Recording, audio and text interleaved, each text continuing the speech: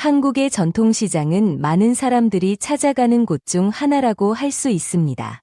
그 이유는 요즘 대형 마트들이 많이 생기면서 한국 전통시장의 모습이 많이 사라지는 추세이지만 그들이 가진 사람 냄새와 정을 그리워하는 사람들이 많기 때문에 아직까지도 유지하고 있는 곳도 많습니다. 전통시장에서 판매하는 음식들은 통닭이나 빈대떡, 녹두전 등 시장이 아니면 구매하기 힘든 음식을 판매하고 같은 채소를 팔아도 저렴하고 싱싱한 제품을 판매하는데 이것 또한 한국 전통시장의 매력이라고 할 수 있습니다. 이 모습은 과거부터 이어져 온 한국의 고유의 모습이기 때문에 어찌 보면 정말 한국다운 모습을 볼 수 있는 곳이라 생각합니다. 물건을 구경하는 재미마저 가지고 있는 한국의 전통시장을 방문한 일본인은 자신들이 최고라는 생각 때문인지 한국 전통시장이 가난한 사람이 운영하는 곳이라는 글을 적어 모두의 비난을 받았다고 합니다. 일본인들은 옛날부터 한국이 자신들보다 못하다는 것을 강조하며 한국을 욕하는 일이 많았는데 이번에는 한국 전통시장이 가난함의 증거라는 글을 적었다고 합니다. 과연 일본인이 주장하는 것과 근거는 무엇인지 글을 살펴보며 알아보겠습니다. 저는 한국인들이 괘씸하다고 생각하는 일본 사람이고 이 생각은 피해의식이 아님을 알고 글을 읽어주셨으면 합니다. 우선 제가 한국을 싫어하는 이유는 현재 한국이 발전의 불을 누리고 있는데 그것들은 모두 일본이 과거에 도움을 주었기 때문인 걸 알면서도 다른 나라 사람들에게는 일본의 도움을 받은 사실을 빼고 자신들 스스로가 성장한 것처럼 말했기 때문에 저는 한국인들이 괘씸하다고 느꼈습니다.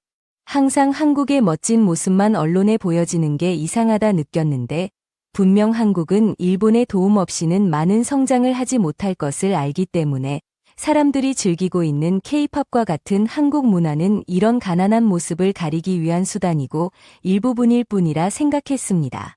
이런 사실을 알리기 위해 저는 한국에 방문하였고 역시나 제 예상처럼 한국은 가난하고 힘겨운 모습을 숨기고 있었는데 그들은 멋진 백화점에서 쇼핑을 하는 것처럼 굴었지만 사실 뒤에서는 숨어 가난한 시장을 이용하고 있었습니다. 한국의 시장은 입구부터 역한 비린내와 안 좋은 냄새로 진동했고 저는 헛구역질이 나올 뻔했지만 참아야 했습니다. 좁은 거리에 박스나 바구니에 담은 물건들은 사람이 많은데도 불구하고 방치되어 있었는데 이것을 돈 주고 사 먹는다니 저는 이해가 가지 않았습니다. 이렇게 지저분한 곳에서 사 먹는 재료나 음식들은 분명 몸에 해로울 것이라고 확신하고 맛있다던 한식은 이런 재료로 만들어 아마 맛없는데 홍보를 위해 맛있다고 거짓말을 한다고 생각했습니다. 또한 한국인들은 이런 환경에서도 술을 좋아하는 야만적인 모습을 숨길 수 없었는지 지저분한 시장 안에서 큰 평상을 펴고 한국 전통 술인 막걸리를 마시며 놀고 있었는데 저는 정말 정이 더욱 떨어져 참을 수 없었습니다. 이 모습들은 30년 전의 일본의 모습을 보는 것 같았는데 그때의 내 나라는 경제 상황이 좋지 못했고 지금의 한국인들처럼 거지같이 살아야 했습니다.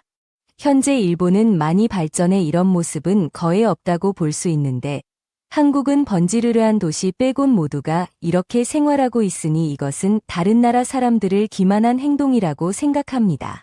저는 모든 나라가 한국의 거짓말을 하루라도 빨리 알게 되어야 한다고 생각하고 이런 곳에서 살지 않고 일본에서 자랑스러운 일본인으로 살 수 있는 현실에 감사하게 되었습니다.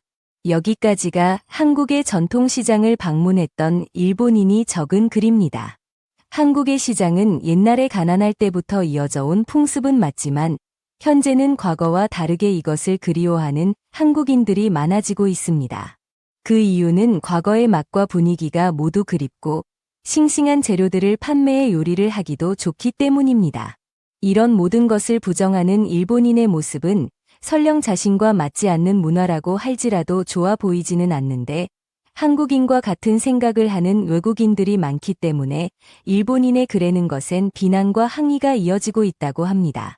이런 반응이 어쩌면 당연한 것은 한국이 가난하다는 것은 일본의 일반적인 주장이기 때문인데 한국의 도시를 본다면 누구나 놀랄 만한 분위기를 자랑하고 한국을 방문한 외국인들은 모두 입을 모아 미래 도시와 같은 느낌이라며 칭찬하곤 하는데 일본인들은 아마 한국의 시골을 보며 가난하다는 의견을 내는 것으로 볼 수 있습니다.